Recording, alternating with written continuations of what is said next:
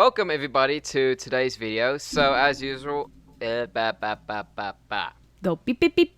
You gotta go. Blah, blah, blah, blah, blah, blah. You gotta get it all out so you can fluently speak. Yeah, like that. You got it. sound like fucking horse.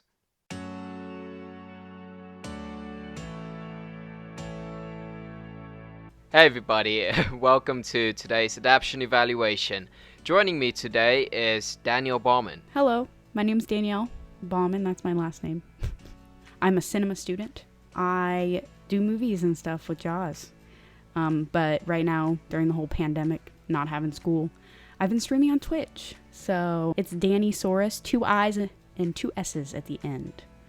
That is my Twitch name. So yeah, be sure to check Danielle out. I'll put her stuff down in the description. But without any further ado, let's get into today's movie. Today's movie and book that we will be talking about is Miss Peregrine's Home for Peculiar Children. So Danielle, you actually read the book. Do you want to tell us a little bit about it? Yeah, the book is very similar to the movie. They did a great job at making it pretty similar. But obviously with every single book to movie transition, there are a few things that are either left out or changed so it looks better on screen, or in some people's opinions looks a little bit worse on screen compared to the book. You know, no matter what, you're always going to have the people that are like, the book is better than the movie, and in my opinion it is. I'm sorry to be that person, but I just don't think they tackled it well. Well, that's what this video is about. So, and the movie that we'll be talking about came out in 2016, and surprisingly enough, it was directed by none other than Tim Burton.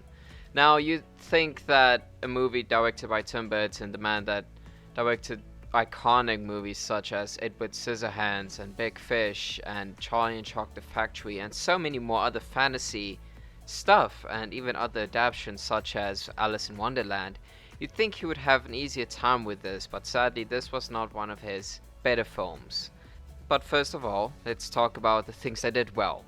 So yes, as mentioned before, they really did a great job at trying to give the cast parallel looks. Judging from the pictures from the book and how creepy the children were in their costumes, I really like that the film had that same vibe, like the twins with the creepy clown masks. That was just disturbing to look at. So I love that this film stayed consistent with giving these characters the same looks they had in the film. Yeah, and there are a little bit of descriptions and pictures. Obviously, when you look at the book and the casing of the book, it's beautiful, like the way that they did the artwork, and they're mixing artwork with actual real life photos from back in the day. And I think that they did a great job at transferring that onto film and making it look really good. Makeup and wardrobe were just fantastic on this movie. I think that's one thing they definitely got right. And even then, this is a pretty big cast where we have very, very famous people such as Samuel L. Jackson, Judi Dench, Eva Green, Asa Butterfield, and mixed in are these actors that we haven't really seen in any other major films before, yet this film found a great way of balancing it out. No actor tried to overdo any other actors. It was just equally balanced character and acting wise that I really enjoyed. Because with other films, when Samuel L. Jackson is there, you know, or when it's a film where the main character is well known and the side characters are actors that you don't know, they often get pushed aside, but definitely not in this film, which I definitely enjoyed. Yeah, I really enjoyed that we can kind of go under the radar with Samuel L. Jackson. We don't really feel like he is overpowering anybody. That's one great thing, because especially when you're trying to uplift some of the cast that doesn't have the credentials that someone is like Samuel L. Jackson has. You know, it's really nice to see the well-balanced mixture in the cast. Yes, and talk about Sam Jackson and the fact that he's a monster in this movie. I feel like this film did another thing really well, and that is visuals. Okay, this we all kind of expected, and I'm happy this came through the way it did. Tim Burton, the visuals for this film, astonishing as always, because we have these monsters, even though they look kind of like Slender Man, these Yeah. monsters visually look really good, and we have puppets that come to life, and overall the visuals for this thing still is very astonishing and well done. That's another thing that they made beautiful onto the screen, including like the powers. When it comes to like Olive's power and like Emma's power, they did really great at depicting how the powers have been used, especially in line with the book. It really stuck out to me, and I'm glad that they decided to make the powers as prominent as they are from the page to the screen. Yeah, and definitely something that also stuck out in this film compared to other young adult adaptations is the locations in this film. It's definitely something odd that we haven't seen before. It's some weird island where kids are just out and about, and then we jump back to World War II. I really enjoyed it. It was kind of refreshing than compared to the normal dystopian wasteland where kids are fighting adults.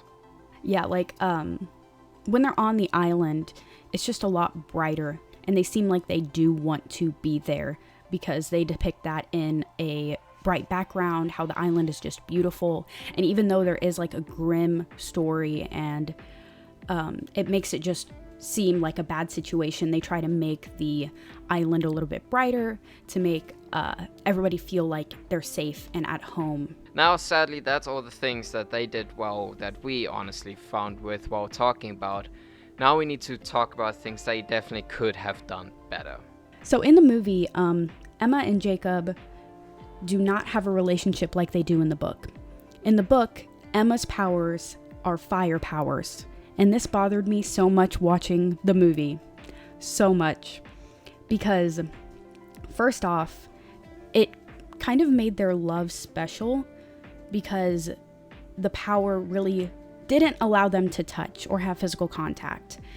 And it made everything a lot more like, how are they going to deal with this relationship, and is this going to work? But when they switched it, they made Olive's power Emma's power. And it really bothered me also because it made me think of Olive every time. And Olive is a young girl.